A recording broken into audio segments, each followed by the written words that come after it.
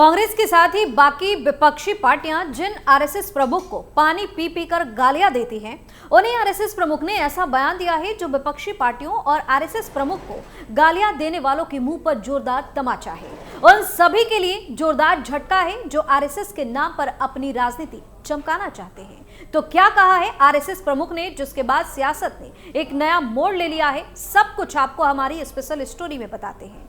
नमस्कार, capital TV की special story देख रहे हैं आप और मैं हूं आपके साथ दिव्या सिंह।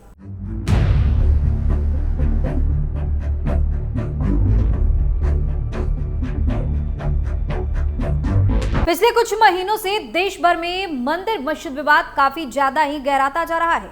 हाल ही में उत्तर प्रदेश के संभल में शाही जामा मस्जिद में हरिहर मंदिर होने का दावा किया गया, जहां पर अल्पसंख्यक मुस्लिम समुदाय नाराजगी अदाई करते हैं। कोर्ट के आदेश पर सर्वे कराए जाने के बाद वहां पर शिव मंदिर का अस्तित्व मिलने का दावा किया गया है। संभल में कथित तौर पर मिले प्राचीन शिव मंदिर की कार्बन डेटिंग से होगी जांच। सर्वे के लिए 21 दिसंबर को पहुंच सकती है। वहीं राजस्थान अजमेर के मशहूर सूफी संत ख्वाजा मोइनुद्दीन चिश्ती की दरगाह में शिव मंदिर के दावे वाली विष्णु गुप्ता की याचिका पर अजमेर की सिविल कोर्ट में सुनवाई होनी है। ज्ञान वापी से लेकर मथुरा की शाही ईदगाह का मामला हो या फिर कई और जगहों पर मस्जिदों में शिवलिंग ढूंढने का मामला हो, लगातार बढ़ते जा रहे हैं। इन विवादों पर राष्ट्रीय स्वयंसेवक यानी कि आरएसएस संघ प्रमुख ने चिंता जाहिर की है, जिसके बाद विपक्षी पार्टियों के हाथ से एक और मुद्दा छिनता हुआ नजर आ रहा है। दरअसल पुणे में सहजीवन व्याख्यान माला में भारत विश्वगुरु विषय पर समारोह में बोलते हुए आरएसएस प्रमुख भागवत ने कई मंदिर मस्जिद विवादों से फिर उठने पर चिंता जाहिर की है। उन्होंने कहा कि अयोध्या में राम मंदिर के निर्माण के बाद कुछ लोगों को ऐसा लग रहा है कि वे ऐसे मुद्दों को उठाकर हिंदुओं के नेता बन सकते हैं। दुनिया को यह दिखाने की जरूरत है कि देश सद्भावना के साथ एक साथ रह सकता है। हिंदू मुसलमान के मुद्दे को लेकर आरएसएस प्रमुख मोहन भागवत की नाराजगी साफ तौर पर नजर आ रही है। इतना ही नहीं, भागवत ने भारतीय समाज की बहुलता के बारे में बताते हुए कहा कि भागवत ने कहा कि रामकृष्ण मिशन में क्रिसमस मनाया जाता है। उन्होंने ये भी कहा कि केवल हम ही ऐसा कर सकते हैं क्योंकि हम हिंदू हैं। उन्होंने कहा कि हम लंबे समय से सद्भावना से रह रहे हैं। हम अगर दुनिया को यह सद्भावना प्रदान करना चाहते हैं तो हम इसका एक मॉडल बनाने की जरूरत है।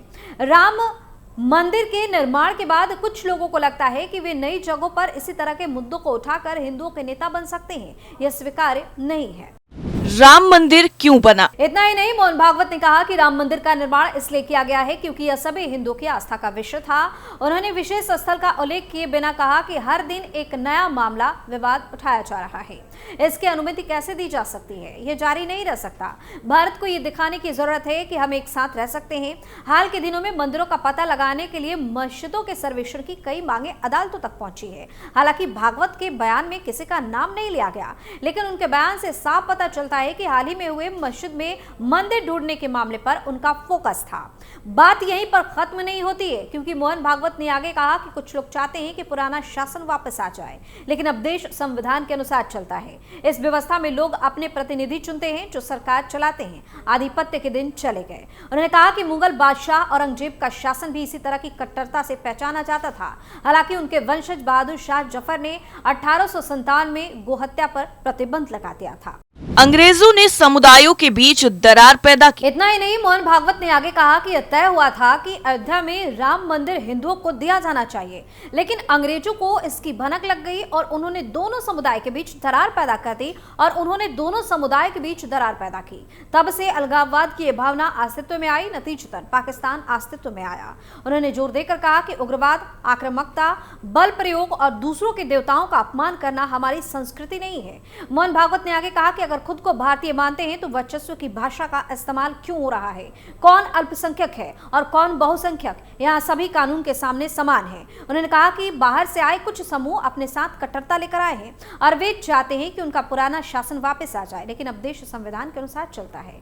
इस व्यवस्था में लोग अपने प्रतिनिधि चुनते हैं जो सरकार चलाते हैं। आधिपत्य के दिन चले गए। भागवत ने आगे कहा कि भारतीयों को अपनी गलतियों से सीखना चाहिए। उन्हें भारत को विश्व के लिए एक आदर्श बनाना चाहिए। हमें विवादित मुद्दों से बचकर सामवेशिता का उदाहरण पेश करना चाहिए।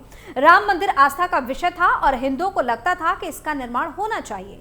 नफरत और दुश्मनी से कुछ नए स्थलों के बारे में मुद्दे उठाना अस्वीकार्य है। भागवत ने कहा कि समाज में तनाव कम करने का उपाय प्राचीन संस्कृति की ओर लौटना है।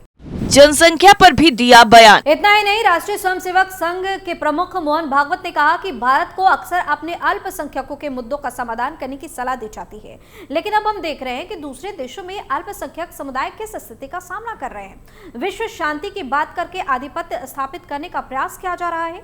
भागवत ने आगे कहा कि विश्व शांति के बारे में बड़ी बड़ी बातें की जा रही हैं। हमें यानी कि भारत भी विश्व शांति के बारे में सलाह दी जा रही है, लेकिन साथ ही युद्ध भी नहीं रुक रहे। हमें अक्सर अपने देश में अल्पसंख्यकों के बारे में चिंता करने के लिए कहा जाता है, जबकि हम देख रहे हैं कि बाहर अल्पसंख्यक किस तरह की स्थिति का सामना कर रहे हैं। हालांकि आरएसएस प्रमुख ने पड़ोसी देश बांग्लादेश में हिंदू समुदाय के खिलाफ हिंसा का कोई उल्लेख नहीं किया, लेकिन आरएसएस शेख हसीना के सत्ता से हटने के बाद हाल के हफ्तों में बांग्लादेश में हिंदुओं की स्थिति के बारे में चिंता व्यक्त कर चुके हैं। भागवत ने कहा कि मानव धर्म सभी धर्मों का शाश्वत धर्म है, जो विश्व धर्म है, इसे हिंदू धर्म भी कहा जाता है। हालांकि दुनिया इस धर्म को भूल गई है, उनका धर्म एक ही है, लेकिन वे भूल गए, और इसके कारण आज हम पर्यावरण से जुड़ी समस्याओं समेत विभिन्न प्रकार की समस्याएं देख रहे हैं। उन्होंने कहा कि हमारे देश के बाहर बहुत से लोग सोचते हैं कि भारत की भूमिका निभाए बिना विश्व शांति संभव नहीं है। आरएसएस प्रमुख भागवत ने कहा कि उनका मानना है कि यह केवल भारत और इसकी समृद्ध परंपरा है जो ऐसा कर सकती है। जिस तरह से 3000 वर्षों से हुआ है, दुनिया की इस आवश्यकता को पूरा करना हमारी जिम्मेदारी है। हिंदू सेवा महोत्सव के बारे में बात करते हुए उन्होंने कहा कि ऐसी धारणा है कि केवल बाहर से लोग ही भारत आए और सेवा के लिए खुद को समर्पित किया। भागवत ने कहा कि वास्तविकता यह है कि सनातन धर्म के विभिन्न संप्रदायों के सभी संतों की संचयी सेवा बाहर से आए लोगों द्वारा की गई कुल सेवा से कहीं अधिक है। केवल एक चीज है, हम समाज के लिए जो कुछ भी करते हैं उसका अत्यधिक प्रचार नहीं करते, हम प्रचार करने में उदासीन रहते हैं। उन्होंने कहा कि भारतीयों के सेवा भाव का प्रदर्शन न करने से लोगों ने यह धारणा बना ली है कि हम कुछ नहीं कर सकते। जब अंग्रेजों ने हम पर शासन किया तो उन्होंने हमें सिखाया और हाल तक वह इन चीजें को सीख रहे हैं। बाहर से लोग एक के बाद एक आए और हमें हराकर शासक बन गए। उसकी आज्ञा का पालन करना हमारा चरित्र बन गया। जैसे ही ये लोग बाहर से आए हमें सिखाने लगे, हम अपनी समृद्ध विरासत प्राचीन ज्ञान को भूल गए।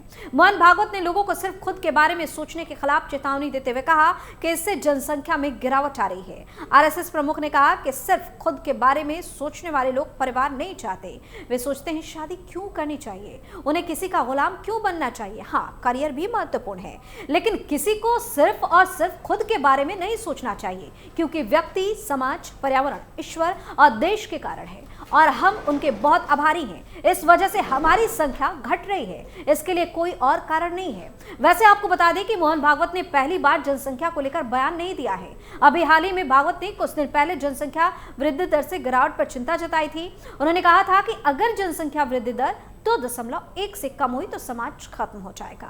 यानी कुल मिलाकर अगर देखा जाए तो मोहन भागवत ने एक तीर से कई निशाने साधे हैं, चाहे वो मंदिर मस्जिद विवाद हो या फिर घटती जनसंख्या का मामला हो। अब देखना होगा कि विपक्ष मोहन भागवत के बयान पर कैसे काउंटर करता है। स्पेशल स्टोरी में फिलहाल इतना ही। बाकी खबरों के लिए आप देखते रहिए कैपिटल टीवी। नमस्कार।